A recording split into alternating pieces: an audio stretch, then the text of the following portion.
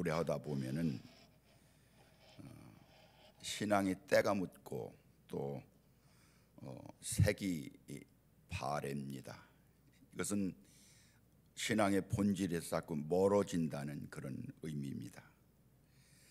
우리는 그 익숙한 것에서 벗어나기가 참으로 어려워요. 이렇게 와서 뵈니까 제가 그 목회할 때에 앉았던 그 자리에 다 앉았어요. 장로님들은 거기, 누구는 저기, 다 그 자리. 우리는 자리에 하나 앉는데도 늘 앉던 자리에 앉으니까 거기가 익숙해서 자리 옮기면 좀 이상한 것 같아요. 제가 은퇴하고 나서 제일 어려웠던 게 뭔지 아십니까? 내 자리가 없는 거예요. 저는 46년 동안 항상 목회자로서 앉았던 서 있던 자리가 있었거든요.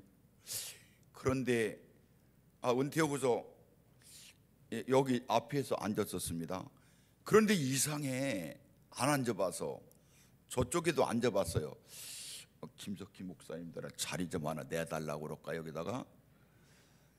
그러다가 왔다 갔다 하다가 여기 성전 오른편 맨 뒤에서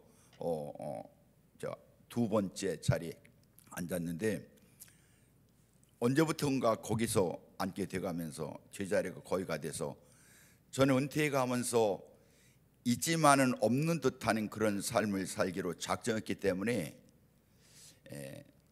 거기 앉아서 자리에 앉았었는데 익숙하던 곳에서 벗어나기 어려운 거예요.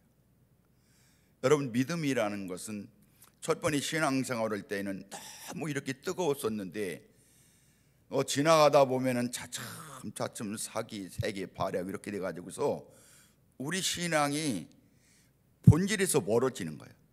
신앙에 제일 잘하는 것은 어떤 것이냐면 신앙의 원칙, 말씀의 원칙에서 벗어났던 거에서 바른 길로 돌아오는 것이 얼마나 중요한지 몰라요. 여러분, 그 원칙으로 돌아오는 그것이 개혁이고 변화가 되는 것입니다. 하나님은 우리가 본질로 돌아가길 원하는 것이에요. 그래서 항상 우리 신앙의 열심과 뜨거움을 가지고 하나님, 제가 지금 믿음의 본질에서 떠나지는 않았는데요, 신앙생활을 오래 한 분이나 적게 한 분이나 항상 그걸 생각해야 되는 거예요. 여러분, 특별히 호tuk새에 기도하시면서 나라와 민족을 위해서 철저하게 기도해 주시기 부탁을 드립니다. 여러분, 나라가 존재해야 우리 가족이 존재하고 우리 믿음이 존재하는 것입니다. 저는 우리나라 민족을 항상 생각하면서 너무나도 여러분 불쌍한 민족이에요. 우리나라 진정한 이웃이 없는 것입니다. 지도를 좀 보여주세요.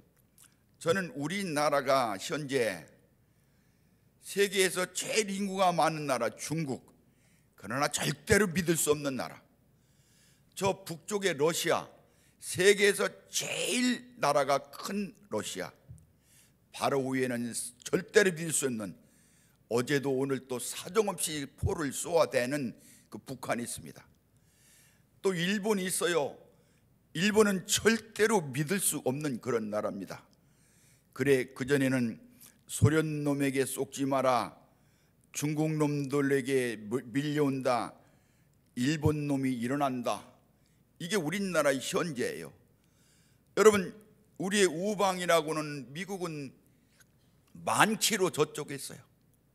도대체 우리는 근처에 아무 나라도 도망갈 나라가 없어요. 문제가 생겼을 때에 이런 나라의 위기 가운데서 우리가 기도하고 이 나라가 존재하는 것이 하나님의 은혜로 존재한다는 확신을 가져야 돼요. 저는 지금 베트남 월남이라고는 그런 나라가 패망할 때를 너무 자세히 봤습니다. 엊그제 태국에서 목회자 세미나를 하는데 마지막 날에 조그만 아이들이 4명이 와서 앉아서, 내가 쟤들은 목사도 아니고 그런데 어떻게 해서 앉았냐 그랬더니 쟤들은 미얀마에서 탈출해 온 아이들인데 기숙사에 있다, 기숙사에서 아이들이 방학에서 다 집에 가니까 얘들은 갈 데가 없으니까 선교사님이 세미나 하는데 오라 그래서 거기 앉았어요. 4명이 새까만 아이들인데, 근데 이제 끝나고 난 다음에 맨 끝나는 날에 제가 항상 그 세미나 세미나 전체의 그 재정을 제가 대합니다마는 끝나는 날엔 제가 지난번에는 그 돼지 불고기를 이렇게 시장 가서 사다가 줬는데, 이번에는 그 교단장 모세 목사님이 하는 소리가, 목사님 돼지를 한 마리 사다가 잡았으면 좋겠다. 이게 잡으라고. 이게 40kg짜리 잡은 한 25만 원 됐어요.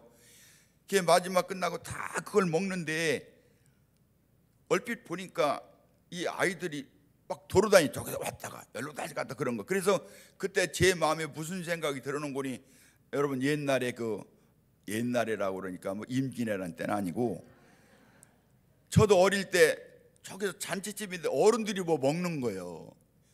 먹고 싶은 거예요. 그런데 어른들이 나 일 와서 먹어라 그러지 못하지 안 하지 않습니까?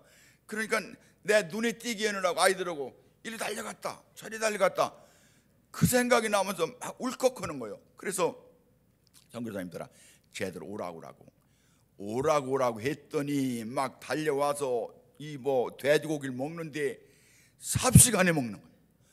어떻게 해서 여기까지 왔냐 그러니까, 미얀마 중앙에 살아가는데 엄마 아빠가 하는 소리가, 너희들 여기 있으면 언제 죽을지 모르니까 빨리 태국이란 나라로 가라. 그래서 밤중에, 낮에는 밀림에 숨어 있다가 밤중에 살살 가고 검문소 피해서 그렇게 하다 보니까 어떻게 왔는지도 모른대요. 거기 와서 우리 청소년 기숙사에 있는 거예요. 너무 불쌍한 거예요. 여러분, 나라가 존재해야 되는 것입니다. 저는 1981년도 우리 교회 시작해가면서 주보 첫 번째가 나라와 민족을 위해서 기도합시다. 그렇게 끝까지 나라와 민족, 여러분 나라 민족 위해서 기도해야 됩니다. 그리고 우리의 신앙을 위해서 기도해야 됩니다. 너무나도 신앙이 막 흐트러지는 거예요. 신앙의 순수성이 막 걸려지는 거예요. 여러분, 바른 기도 생활, 바른 말씀으로 순종하는 생활, 그리고 실천하는 생활, 신앙은 지정의가 갖춰야 된다. 치우치면 안 되는 거예요. 지식만 많아도 안 되고 열정만 가져도 안 되고, 하나님의 말씀대로 바로 알고 뜨거운 영성을 가지고 말씀대로 순종하며 살아갈 때 거기 하나님의 역사가 일어나게 되는 것입니다. 이런 뜨거운 생활을 통해서 하나님께서 그 사람에게 변화와 개혁을 허락하신다는 것을 기억해야 됩니다. 오늘 성경 본문에 나오는 느헤미야는 정말 평신도로서 열심과 뜨거움을 가지고 하나님 의지하고 살았던 그런 사람인데, 이 느헤미야라는 사람은 제사장도 아니고 예언자도 아니고 하나님의 음성 들은 것도 아니에요. 무슨 계시를 받거나 꿈에 나타나서 하나님께서 이거 해라 저거 해라 그렇게 지시받지도 않았어요. 선지자가 와서 앞으로 당신 이렇게 살아가지고 그렇게 말하지도 않았습니다.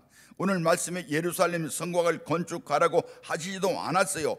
그럼에도 불구하고 느헤미야는 끊임없이 하나님의 뜻대로 살아가려고 포로에 잡혀있는 우리 민족을 생각하면서 늘 하나님께 의지하고 기도할 때에 하나님의 뜻을 정확히 찾게 되는 것이에요. 그래서 자기의 주어진 환경에 안주하지 않고 철저하게 하나님의 뜻을 기대하면서 최선의 삶을 살아가는 가운데 예루살렘 성곽을 건축하라고는 파괴되고 불타버린 자기 조국의 예루살렘 성곽을 건축하라고는 그런 자기 사명을 재발견하게 되는 거예요. 오늘 3절 말씀에 그들이 내게 이르되 사로잡힘을 면하고 남아있는 자들이 그 지방 거기에서 큰 환난을 당하고 능욕을 받으며 예루살렘 성은 무너지고 성문을 불탔다는지라 그랬습니다. 그 느헤미야는 그런 얘기를 들어가면서 우리 조국 하나님의 영원히 계시는 그 예루살렘 성곽이 무너지고 불타고 적군들이 왔다 갔다 하는 그런 자기 조국을 생각할 때 너무 가슴이 아픈 거예요. 그래서 자기 마음 가운데 성곽을 건축하기로 작정을 합니다.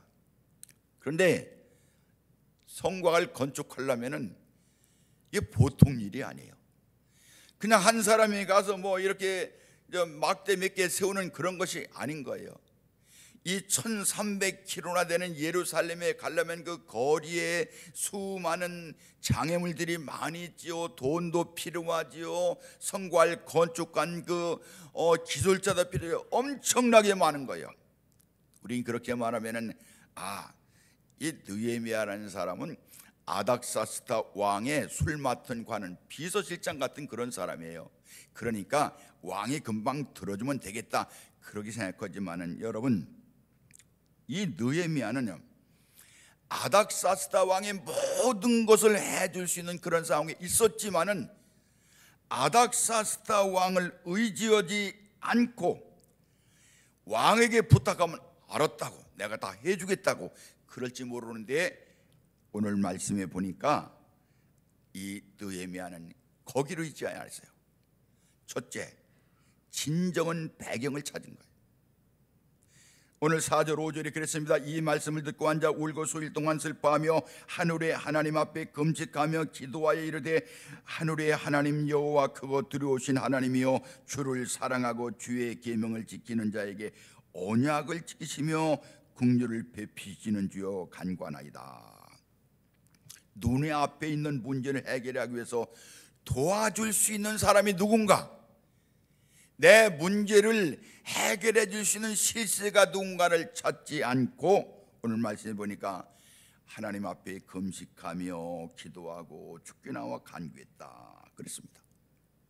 눈에 보이는 아닥사스다 왕, 그리고 그 왕과 가장 친했던 자기 아닥사스다 왕에게서 해답을 찾을 수 있을 테지만은 느헤미야의 눈에는 아닥사스다 왕이 먼저 보이지 않고 하나님에 보이는 거예요. 하나님께 나은 거예요. 그래서 기도하고 간구했습니다. 왜냐하면 진정한 도움의 배경이 되시는 분은 하나님이시기 때문에. 여러분, 우리가 어떤 인생의 문제에 봉착했을 때에 많은 사람들은 누가 도와줄까? 저 사람일까? 이 사람일까? 연을 대고 뭐 어떤 그 사람과 가까운 사람 찾아가고, 여러분, 실세를 찾아가서 도움받기를 원하는 거예요. 여러분, 그러나 변화하고 개혁을 주도하는 사람은 그렇게 하지 않고 사람 뒤에 있는 진짜 실세이신 하나님을 보는 거예요. 여러분들이 안전한 자리에서 변화하고 새로운 개혁의 사람이 되기 위해서는 첫 번째 문제가 무엇이냐면은 우리의 눈에 보이는 어떤 세상적인 그것이 나를 도우시는 것이 아니라 하나님이 내 배경이 되신다. 하나님이 실세야. 하나님이 실세. 왜 아닥사스다 왕에 가면 되지 않느냐? 느헤미야는 그걸 보지 않았어요. 잠언 21장 1절에 보니까 왕의 마음이 여호와의 손에 있음이 마치 본물 같아서 그가 임의로 인도하시는도다. 왕의 마음을 임의로 인도하시는, 좌우하시는 분이 하나님이시라는 그런 사실입니다. 느헤미야는 나중에 느헤미야서 2장 8절 말씀에 기도가 응답되는 거예요. 모든 재물이라든가 군사라든가 모든 게 다 구비된 다음에 느헤미야가 말하기를, 느닥사스다 왕이 나를 도우셨다 하지 않고 하나님의 선한 손이 나를 도우셨다. 눈에 보이는 실세 뒤에 하나님이 계심을 아는 사람만이 하나님께 나가는 거예요.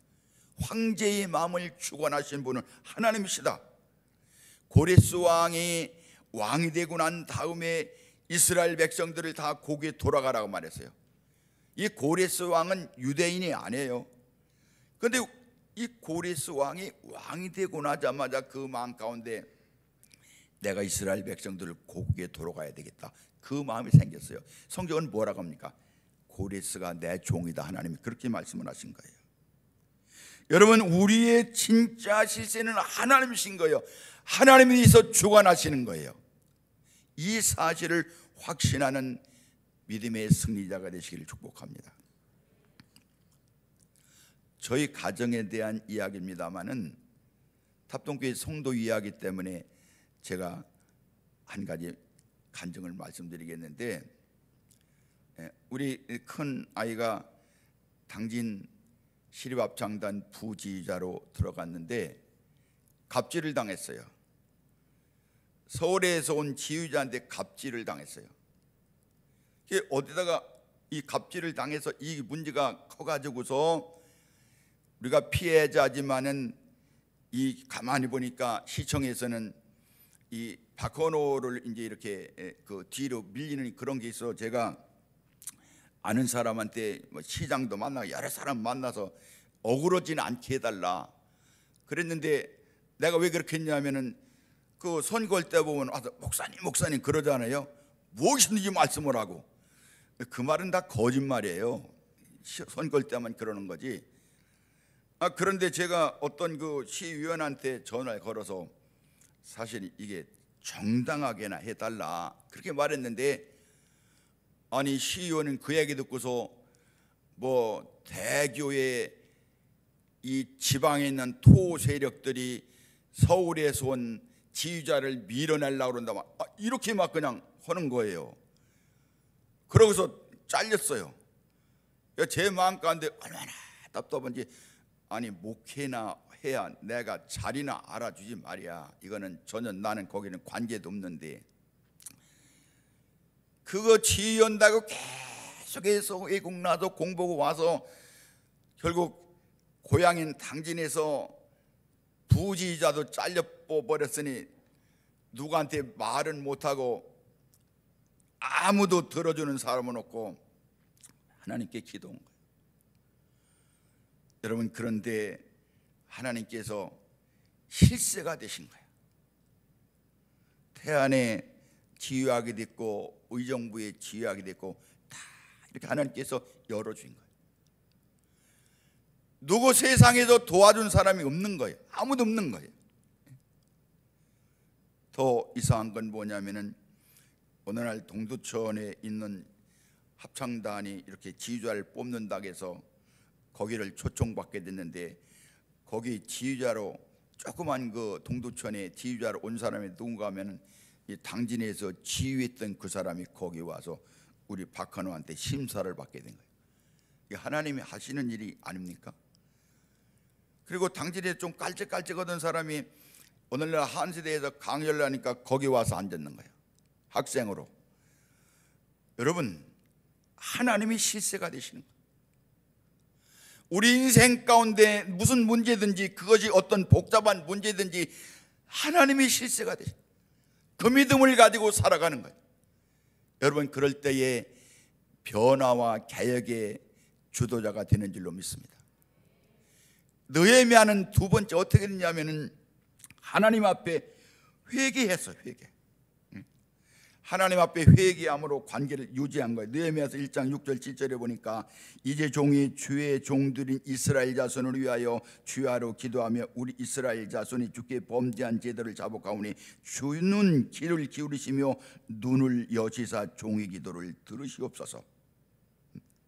우리가 삶에 문제가 있을 때 하나님께 나가서 기도하는 것은 당연합니다. 그런데 변화를 주도하는 사람의 기도는 다릅니다. 기도가 먼저가 아닙니다.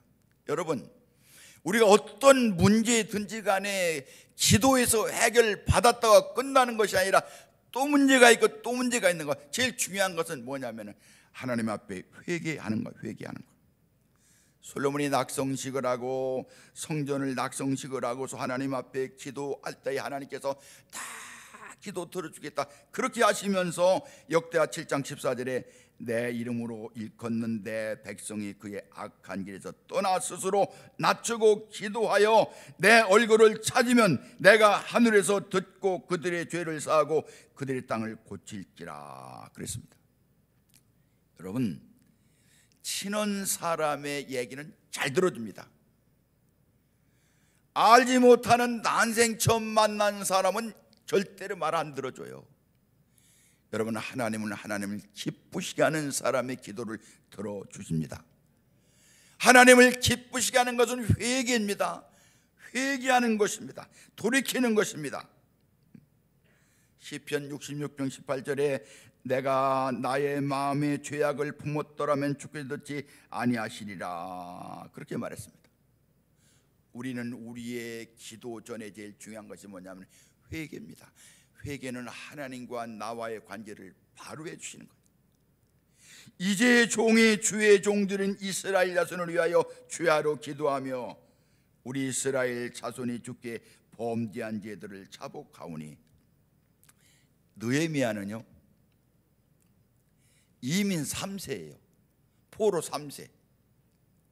느헤미야가 오늘 있는 것은요 이 자기 할머니 할아버지 그때 얘기예요. 그때 얘기. 느헤미야는 잘못된 게 하나도 없어요. 그런데 느헤미야는 태어나지도 않았지만은 우리 아버지의 죄, 우리 할아버지의, 우리 조상들의 죄를 말하지 않았던 거예요. 인터넷에 보니까 바보가 만드는 세상이라는 그런 글이 있어요. 어느 동네에 두 집이 사는데 아주 매우 가깝게 사는데 한 집은 늘 싸우는 거예요. 부부가 사는데. 그런데 한 집은 아버지, 할아버지, 할머니 3대가 사는데 너무 은혜스럽고 막 화기애애한 거예요. 그래서 이 부부 두 사람이 참 이상해요. 아니 우리는 둘이 살아도 그냥 앙당 싸우는데 저 집은 왜 저럴까. 그래서 하루는 과일을 사가지고 그 가정에 가서 물어봤습니다. 우리는 둘만 사는데도 매일 싸우는데 선생님 때는 어떻게 그렇게 화목하게 지낸 비결이 무언가요? 이렇게 말하니까 그 주일 말했습니다. 우리 가족은 다 바보기 때문에 그래요. 이 바보이 무슨 소리예요? 오늘 아침에 제가 출근하다가 물을 엎었어요. 너무 미안해서 아우 여보 미안해, 내가 좀 챙겨야 될 걸 그랬더니 우리 아내가 아이고 여보 미안해요, 내가 물 좀 빨리빨리 좀 옆에서 나왔으면 괜찮을 텐데. 그러니까 듣던 시어머니가 아이고 얘들아 내가 잘못했다, 내가 미리 일도 없는데 미리 쳐놨으면 될 걸. 오늘 아침에 그런 일이 있었습니다. 여러분 서로가 바보가 되는 것은 싸움을 할 수가 없는 거예요. 요즘에 이태원 참사 때문에 정말 젊은 아이들이 그렇게 156명이나 압사당했다는 게 너무 가슴 아픈 일 아닙니까? 그런데 다 죄가 잘못했대. 대통령 죄가 잘못했어, 경찰청 잘못했어, 야당이 여당이. 여러분 우리나라는 정치 때문에 되는 나라가 아니에요. 하나님이 세우는 나라예요. 전부 다 죄가 잘못했대. 내가 잘못한 놈은 하나도 없어. 왜 대통령이 사과를 하느냐. 여러분 가슴 아픈 일입니다. 그래서 나라와 민족을 위해 성도들이 바로 살고 기도해야 되는 거예요. 그럼 교회도 마찬가지입니다. 어떤 단체든지 간에 뭐 똑똑하고 지혜롭고 그런 사람에 의해서 움직이는 것 같지만은 바보 같은 사람에 의해서 움직이는 거예요. 교회도 마찬가지. 교회 무슨 일이 있으면은 아이고 저건 장로님이 잘못했어, 목사님이 잘못했어, 권사님 밑들이 이게 뭐야. 여러분 그러면 절대로 안 되는 거예요. 아이고 목사님 내가 좀 더 기도해 드려야 되는데, 아이고 장로님 내가 좀 기도해 드리자니. 바보가 돼야 교회가 되는 거예요. 분명한 거예요. 가정도 마찬가지고 어디 다 마찬가지예요.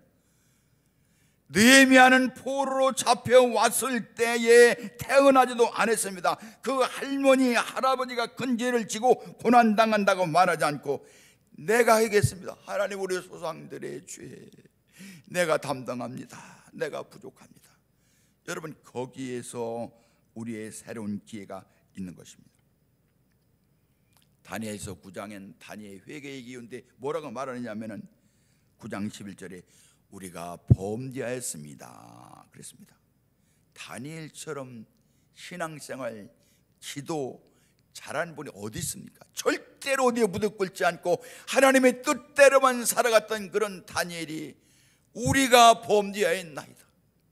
민족의 모든 범죄를 내가 받아들이는 거예요. 내가 받아들이는 거예요. 우리가 교회 봉사하다가도 아이고 여선교 회장이 어떻다, 교회 교사 같다, 저 사람만 잘하면 네가 잘해야 되는 거야. 다 내게를 끌어안고 하나님 우리나라의 민족의 죄를, 이 사회의 죄를, 여러분 그게 그리스도인인 거예요. 예수님은 온 세상의 모든 죄를, 내 죄를 네가 알렸다, 네가 알아서 해 임마, 너, 그게 아니에요. 다 끌어안고, 예수님이 끌어안고, 그리고 십자가에 달려 돌아가신 거예요. 여러분 그 예수님의 그 회개하심, 그리고 너그러우신 바보 같던 그 때문에 우리가 살았던 것이죠. 여러분 바보가 세상을 만드는 거예요. 다 바보 되세요. 하나님만 아시면 되는 거예요. 느헤미야는 마지막으로 약속의 말씀을 붙잡고 기도해 나갔습니다. 8절 9절에 옛적에 주께서 주의 종 모세에게 명령하여 이르시되 만일 너희가 범죄하면 내가 너희를 여러 나라 가운데 흩을 것이요 만일 내게로 돌아와 내 계명을 지켜 행하면 너희 쫓긴 자가 하늘 끝에 있을지라도 내가 거기서부터 그들을 모아 내 이름을 두려고 택한 곳에 돌아오게 하리라. 이렇게 말했습니다. 느헤미야가 예루살렘 성곽을 재건할 수 있는 그 힘은 어디서부터 왔느냐? 모세를 통해서 신명기 하신 말씀, 하나님이 그들을 모아 내 이름을 두려고 택한 곳에 돌아오게 하리라. 예레미야 선지자가 너희가 지금 포로 중에 있지만은 70년이 지나면은 내가 너희를 그 땅으로 돌아오게 해서 하나님의 거룩한 이름을 그곳에 두리라. 느헤미야는 그걸 알았어요. 그래서 느헤미야는 아 그렇구나, 하나님이 방향이 어디 있구나. 여러분 세상 살아가면서 내가 어떤 위기에 봉착했을 때 하나님의 방향이 어디 있느냐 봐야 돼. 하나님의 방향이. 느헤미야는 그렇구나, 하나님의 방향이 이 민족을 다시 돌아오게 하는 것이다. 그리고 이 민족에 돌아와서 하나님의 거룩한 이름을 예루살렘을 통해서 세우는 것이다. 그래서 여호와의 거룩한 이름이 만방 사람들을 통해서 경배를 받으시는 것이다. 이게 하나님의 방향이다. 그걸 알았어요. 여러분 살아가면서 하나님의 방향을 바로 아셔야 될 줄로 믿습니다. 요한복음 15장 7절 너희가 내 안에 거하고 내 말이 너희 안에 거하면 무엇이든지 원하는 대로 구하라 그리하면 이루리라. 너희가 내 말을 알고 하나님의 방향을 알면은 더 응답해 주시겠다. 하나님께서 이 시대에 원하는 것이 하나가 있는데 그것은 때를 얻든지 못 얻든지 복음을 증거하는 거예요. 이게 하나님의 방향이요, 하나님의 방향. 디모데전서 2장 4절 말씀에 하나님은 모든 사람이 구원을 받으며 진리를 아는 데 이르기를 원하시느니라 그랬습니다. 여러분 지금 한국 교회는 상상도 못할 추락 가운데 있습니다. 당진지방이 1980년도 이 당진지방 이 4개 읍면으로 나눠졌어요. 그때 우리 그 당진지방의 성도가 7,770명인가 그렇게 됐습니다. 7,000명. 여기 이 당진 시내 송산 정미 대오지. 그런데 이때 막 붕대다가 2015년까지 쫙 이렇게 저 성도가 많아서 2015년도에 11,000명까지 올라갔었어요. 그 뒤로부터 추락돼서 작년에는 5,900명. 숫자가 중요해요. 숫자가 중요해요. 하나님은 세계의 모든 사람들이 복음을 듣기를 원하는 거예요. 전하라는 거예요. 너희들 나가 전하라는 거예요. 그런데 우리는 어쩐지 모르게 자꾸 수가 줄어들었으니 어찌하자는 것입니까? 여러분 고립산 기도를 통해서 나라와 민족으로 기도하고 우리 교회에 의해 기도하고 그리고 열심으로 전도하고 선교해서 하나님의 영광을 드러내야 될 줄로 믿습니다.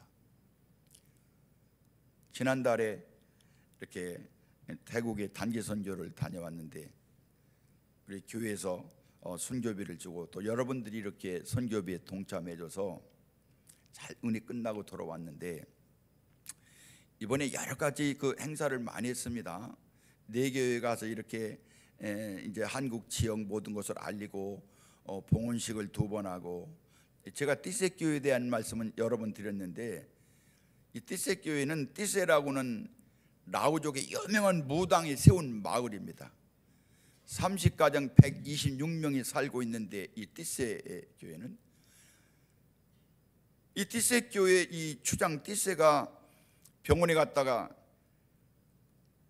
계속 진단했는데 살지 못하게 이제 죽게 됐어요. 식물이간에 집에 돌아왔습니다. 그랬는데 띠세가 죽으려고는 그 사경에 하나님을 만난 거예요. 내가 어떻게 만났냐고 물어봤거든. 그랬더니 보진 못하고 소리가 들리는데 내가 하나님 믿지 않으면 지옥에 간다, 그 어미한 소리가 확 들리는데 이 무당이 그 말씀을 거부할 수 없는, 지금 보았던 그 사람이 띠세 무당이에요. 저 사람이 지금 봉헌식에 참여한 겁니다.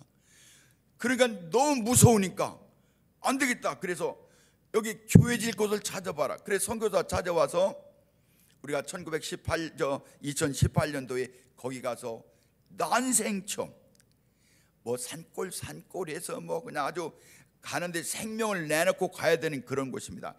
거기 가서 그 동네 사람들에게 첫 번에 복음을 전하고 얼마나 놀라운 은혜 역사였는지, 그때 당시에 거기에 그 교회를 지어달라고 어디다 짓느냐, 산당터가 있어요. 막 산당터, 그 무당이 막 무당짓 하던, 거기에 있던 모든 것을 다 불태워 버리고 우상 불타르는 겁니다. 그리고 거기다 교회를 지었어요. 근데 저는 거길 가가면서도 뭐 길이 뭐 보통 복잡, 비 오면 못 갑니다. 막 그냥 포장도 안 되고, 도대체 어떻게 해서 여기가 이렇게 하나님이 수많은 이런 소수종족들인데 어떻게 해서 여기를 인도했을까 참으로 궁금해 가면서 갈 때도 거기서도 그랬었는데, 거기에 한 여인이 있으니 나쏘라고는 여인이 있었어요. 미얀마에서 세례받고 거기로 시집 왔는데 와서 보니까 라오족의 유명한 무당이 다스리는 마을이기 때문에 뭐 얼마나 핍박이 많은지 11개월 동안 기도했다. 하나님, 우리 동네에 교회 세워주세요, 교회 세워주세요. 그 기도가 응답됐다는 것입니다. 이번에 봉헌식을 왔는데 이 시간이 좀 안 맞아서 우리는 11시에 봉헌식하러 갔는데 이 사람들은 1시로 연락받는데 가보니까 없는 거예요. 띠세 주당도 없고 낫소도 없고, 낫소는 그 뒤에 내가 1919년도에 가서 낫소를 만나러 가보니까 미얀마로 추방됐다는 거예요. 왜냐하면 미얀마 사람이 여권 없이 태국에 왔다가 추방돼서 언제 돌아올지 몰랐는데, 내가 선교사더라, 야 다음에는 미얀마 가서 낫소 좀 만나보자. 너무 사랑스러운 그런 믿음의 사람인 거예요. 그리고 그 낫소의 기도가 그 엄청난 라떼 그 띠세 무당을 물리친 거예요. 봉헌식을 하는데 막 찬양을 부르는데 누가 공충공충 오는데 보니까 띠세가 오는 거예요. 그 무당이, 무당이 자기가 무당질하던 거기에 교회 세워서 띠세가 앉았던 그 자리가 불태웠던 그 자리요.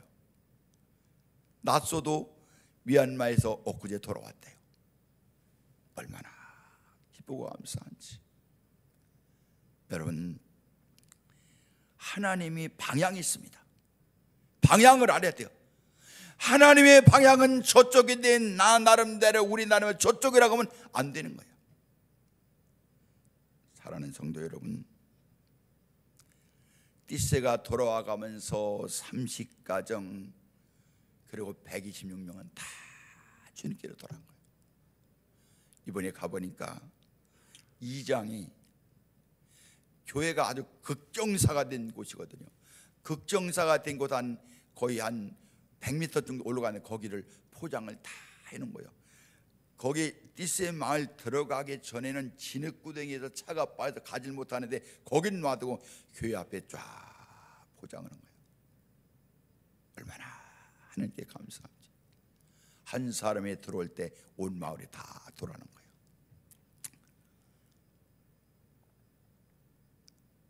원로 목사, 설교를 짧게 하는 원로 목사에게 복이 있나니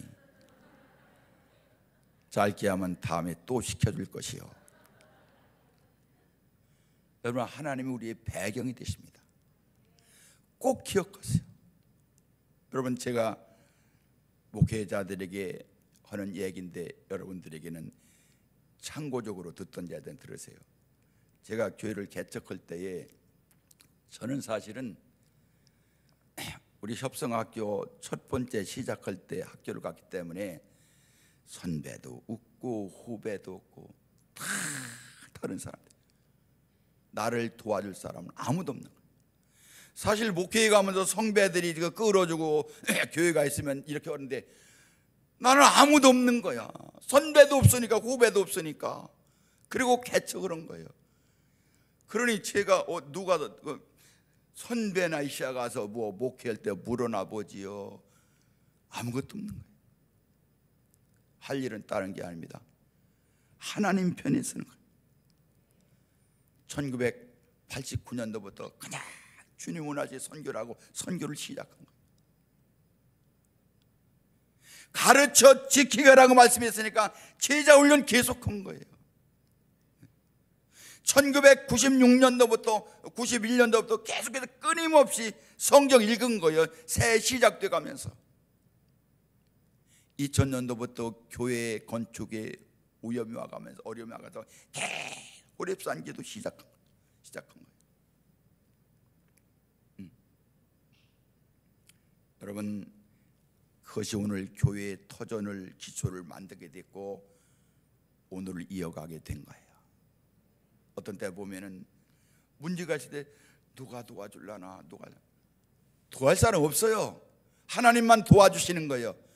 하나님만이 배경이 되시는 거예요. 느헤미가 그랬잖아요.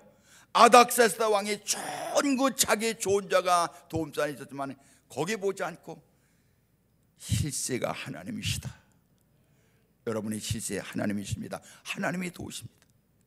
하나님과 가까워지기 위해서 철저하게 회개하는 거예요.